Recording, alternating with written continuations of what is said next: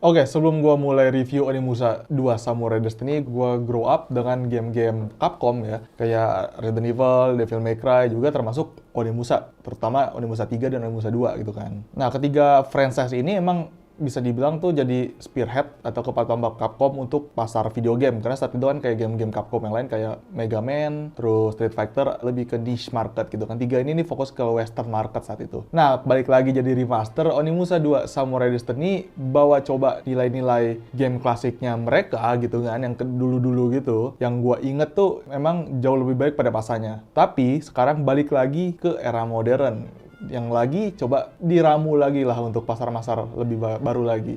Balik lagi sama gue Ajong dari Kotak Game. Kali ini gue bakal bahas review sedikit-sedikit tentang Onimusha 2 Samurai Destiny. Gimana game ini bisa bawa Onimusha ke pasar atau market yang lebih westernized atau lebih populer. Tapi kembali lagi sekarang sebagai versi remaster. Gimana serunya, gimana asiknya. Tapi sebelum gue bahas ini, gue pengen kalian like dan subscribe juga di kanal YouTube Kotak Game. Biar gue bisa balik lagi ngasih-ngasih konten seru, ngasih-ngasih review seru buat lu semua.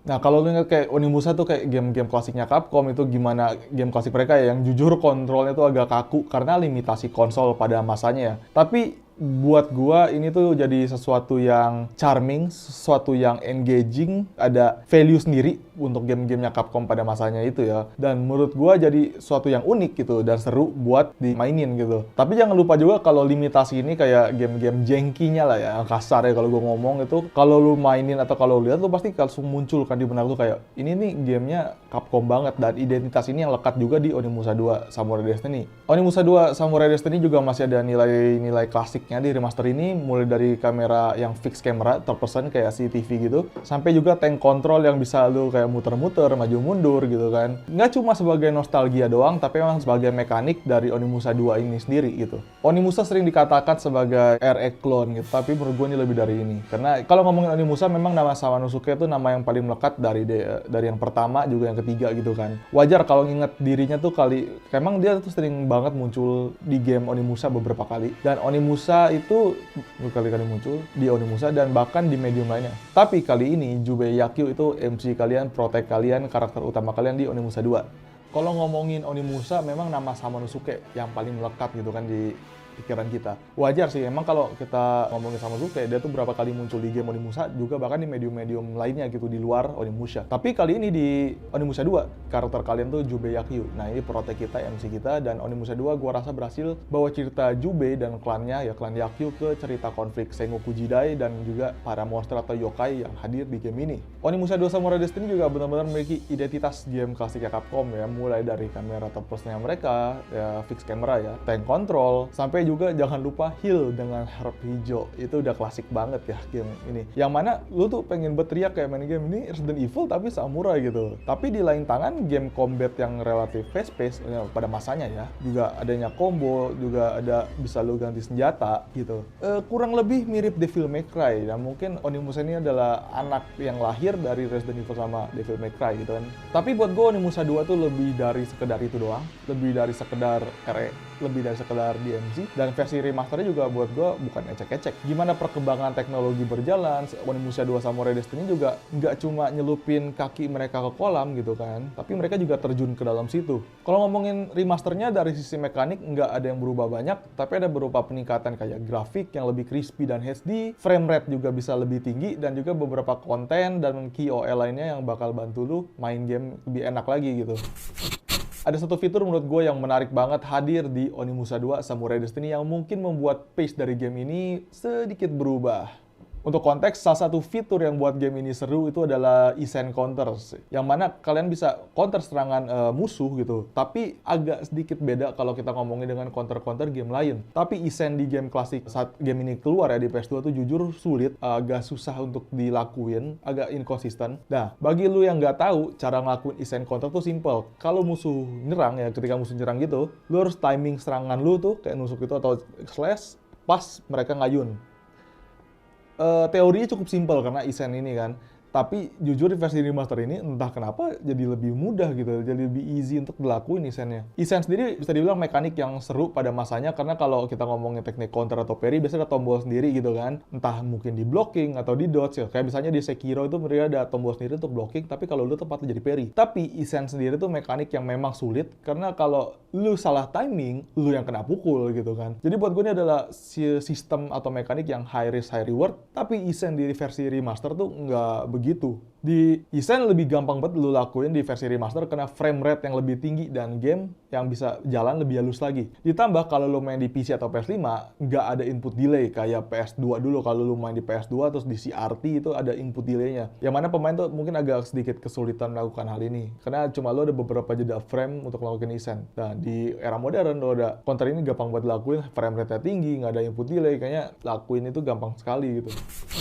Dan jujur pacing cerita Onimusha 2 Samurai Destiny memang agak sedikit out of place ya. Memang mungkin game ini, karena game ini berharap kalian tahu tuh konteks di Onimusha gitu kan. Jadi kalau lu nggak main Onimusha pertama, lu bakal kayak siapa gitu. Mungkin lu kenal nama mereka karena lu tahu Seikoku Jidai, tapi selain itu agak out of memory lu aja gitu. Nah, hal yang buat game ini selalu berkesan ya game-game, nggak cuma Onimusha doang, tapi game-game Capcom semuanya. Dialog dari karakter yang hadir ini, jujur, ini peak writing. Ini puncak tulisan game sekitar tahun 2000-an. Setelah lu nyesain intro ya, dimana desa kalian tuh hancur, lu tiba-tiba ke danau gitu kan, ke gua, dapetin power dan pedang baru, kayak lu bukan Jube, lu King Arthur kali ya, kayak dapet Excalibur dari Lady of the Lake. Tapi yang paling berkesan adalah ketika kita sampai ke desa pertama ini ya, tempat tuh pertama kali datang ke pemukiman, ada tambang emas. Ini hal yang seru di sini. Mulai dari ketemu NPC yang goda kita ya kan, Sang Protect, ada Magoichi Saika gitu kan, debat sampai bos pertama yang jujur cheesy banget. Jadi kalau lu main tuh bos pertama tuh dialognya agak lucu. Tapi memang itu yang buat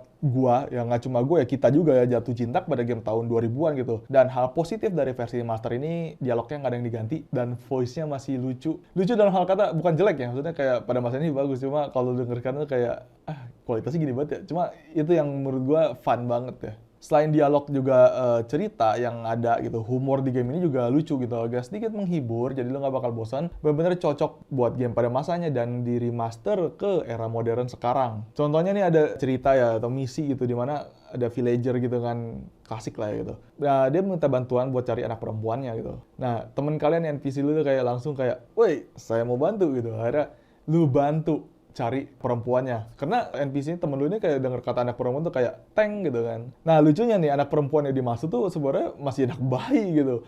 Dan humor ini gitu ya, kayak premisnya tuh cukup simple, tapi delivery-nya menurut gue tuh oke, yang humornya tuh jadi masuk gitu, jadi lucu. Kalau ngomongin Onimusha 2 ya mungkin lu bisa ngomong kayak linear. Ya memang game ini cukup linear gitu. Tapi gimana struktur level yang hadir dan map yang didesain sedemikian rupa, mungkin membuat Onimusha 2 Samurai Destiny bisa lebih enjoy untuk dieksplor buat gua.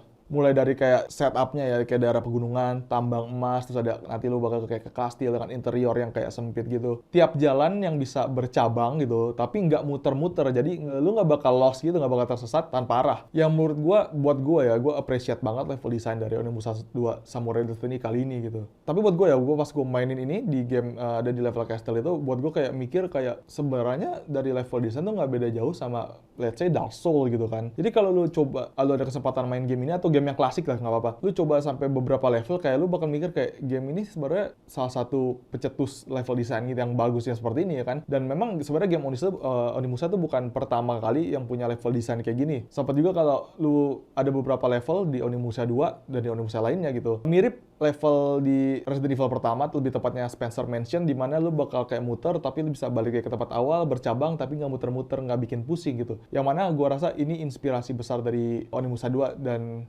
game-game Capcom lainnya yang menurut gua oke banget gitu. Oke, menariknya nggak cuma level yang punya struktur yang solid gitu buat gue. Karena dari sisi cerita juga, game ini menawarkan kayak cerita yang bercabang, dalam tanda kutip ya. Ya bukan multi-ending atau apa gitu, cuma apa yang lu lakuin di story, sampai hal-hal kecil kayak interaksi dengan NPC lainnya gitu, dan ngasih mereka gift, bisa pengaruhi sedikit perkembangan story kalian ketika lu main terus gitu di main story.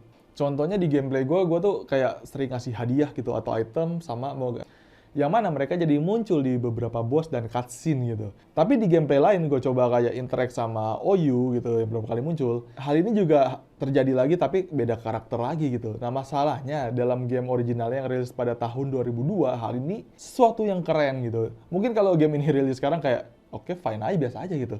Tapi perlu lu ingat, perlu lu catat, mekanisme gini muncul tahun 2002 itu sesuatu hal yang keren pada masanya. Tapi untuk story secara keseluruhan gitu, dalam full, kayak sekedar ada aja gitu. Karena memang story dalam skala besarnya mungkin buat gue bukan fokus utama dari Capcom di Onimusha 2 Samurai Destiny kali ini. Untuk Samurai Onimusha 2 Samurai Destiny kali ini versi remaster juga punya beberapa fitur yang berbeda dengan game originalnya. Misalnya dari difficulty, dulunya tuh difficulty-nya hanya bisa dipilihkan sekali pas lu new game gitu. Dan isi tuh baru kebuka kalau lu mati berapa kali. Kalau nggak salah kayak 4 kali atau 5 kali gitu. Lu mati baru lu bisa ganti ke easy gitu. Nah sekarang kalian tuh lu bisa milih langsung via option. Jadi ada easy, normal, hard, critical, dan hell. Untuk critical musuh hanya bisa dibunuh kalau lu isen ya kalau nggak salah. Dan hell itu dimana lu main di one hit mode. Tapi buat lu doang. Jadi musuh harus lu gebuk gitu. Tapi kalau lu kena pukul sekali, lu mati. Nah, fitur modern yang mungkin ya gua kurang suka nih sebenarnya ada di game ini, di versi remaster itu auto save di beberapa spot.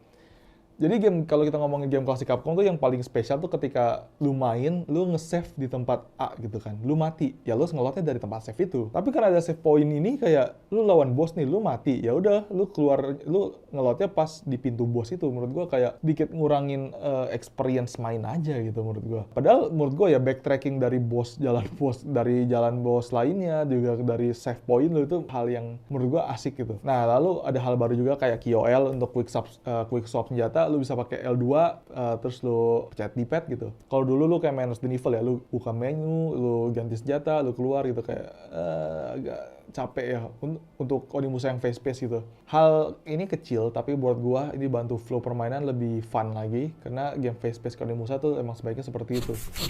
Nah, Onimusha 2 Samurai Destiny menurut gue adalah remaster yang masih setia sama game atau versi klasiknya gitu. Nggak ada gimmick aneh-aneh, nggak ada embel-embel yang nggak perlu gitu. Capcom berhasil buat game ini jadi lebih baik lagi, jadi lebih fun lagi. Yang mana sebuah pencapaian yang hebat menurut gue. Ngingat game klasiknya tuh udah oke banget, jadi kayak setting the bars high dibanding sekarang, tapi versi remasternya udah oke.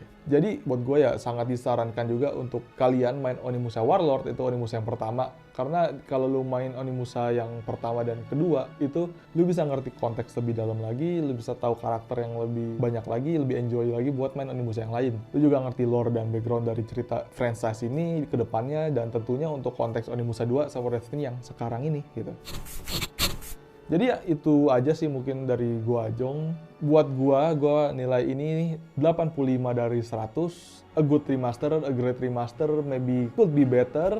Tapi overall gua suka banget dan gua rekomendasi game ini buat kalian mainin, terutama kalian fans Capcom dan fans franchise Onimusha gitu kan. Tapi sebelum kalian cabut, sebelum kalian tutup tab ini, gua pengen minta kalian like, subscribe, dan komentar di kanal YouTube Kotak Game ini biar gua bisa terus kasih konten-konten seru, review-review game-game seru ke depannya, biar kita bisa ketemu lagi pastinya.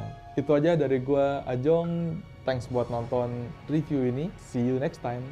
Bye-bye.